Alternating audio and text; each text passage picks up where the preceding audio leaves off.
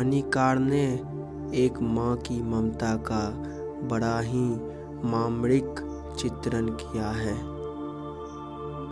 माँ के लिए बच्चा समान तथा प्रिय होता है, किंतु माँ का प्रेम उस बच्चे के प्रति अधिक होता है जो सबसे छोटा होता है।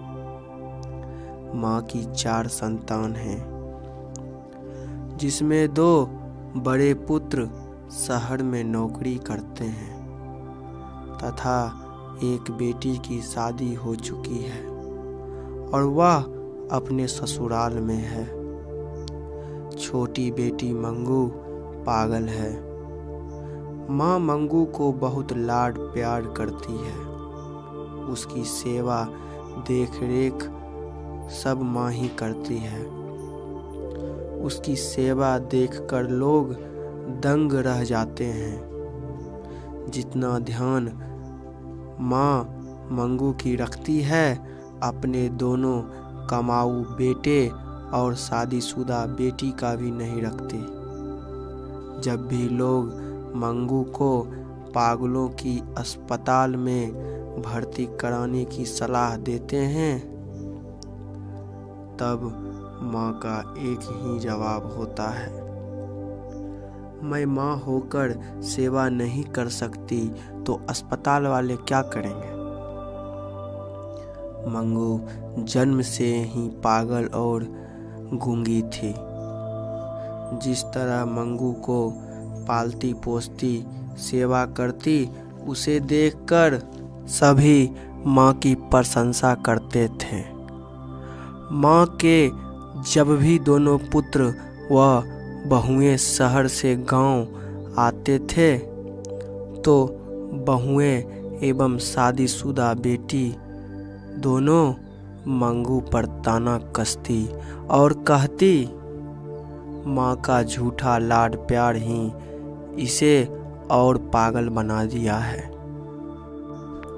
आदत डालती तो नित कर्म का तो ख्याल रखती, डांट से तो पशु भी सीख लेते हैं। शादीशुदा बेटी भी ऐसा ही बात सुनाती थी। पुत्र माँ के भाव को समझते थे, इसलिए वे कुछ नहीं कहते थे। इसी बीच मंगू के गांव की ही एक पागल लड़की कुसुम अस्पताल गई और दूसरे ही महीने ठीक होकर आ गई। गांव आई तो सभी लोग देखने दौड़े। अब लोग कहने लगे, माँ जी एक बार अस्पताल में मंगू को भर्ती करा के तो देखें, जरूर ठीक हो जाएगी। इस बार माँ ने मना नहीं किया। बड़े बेटे को चिट्ठी भेजवाई, लेकिन माँ की रात की नींद छिन गई। वह पूरी रात बेचैन रही, सोच रही थी कैसे रहेगी मंगू अस्पताल में। चिट्ठी पाकर बड़ा बेटा आ गया। मजिस्ट्रेट से जरूरी कागज तैयार करवाया।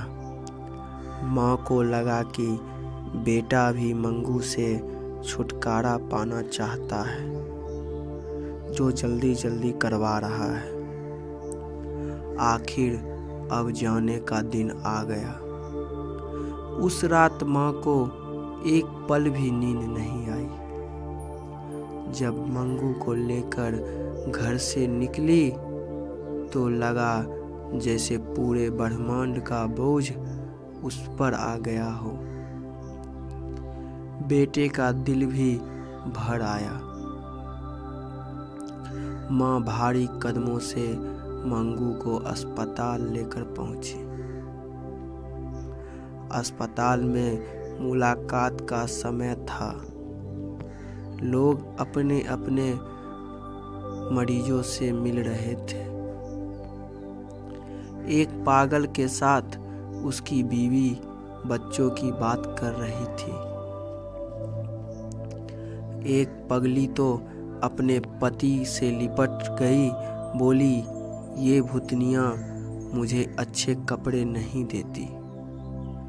उसकी परिचारिका ने हंसकर कहा, खा लो, मैं सब दूंगी। माँ को विश्वास हो गया कि ये लोग दयालु हैं। डॉक्टर आ गई। मंगू का कागज देखा। बेटे ने कहा, मेरी मंगू का ख्याल रखिएगा। मेट्रन ने कहा, आपको चिंता करने की जरूरत नहीं। तभी बीच में ही माँ ने कहा, बहन, यह एकदम पागल है, कोई ना खिलाए तो खाती भी नहीं, नित्यकर्म भी खुद से नहीं करती, रोशनी में इसे नींद नहीं आती। कहते कहते माँ रो पड़ी।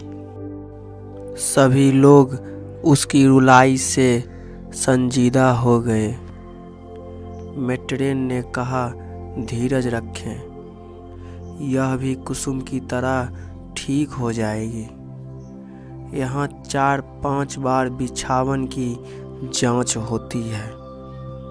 जो नहीं सोते उन्हें दवा देकर सुलाया जाता है।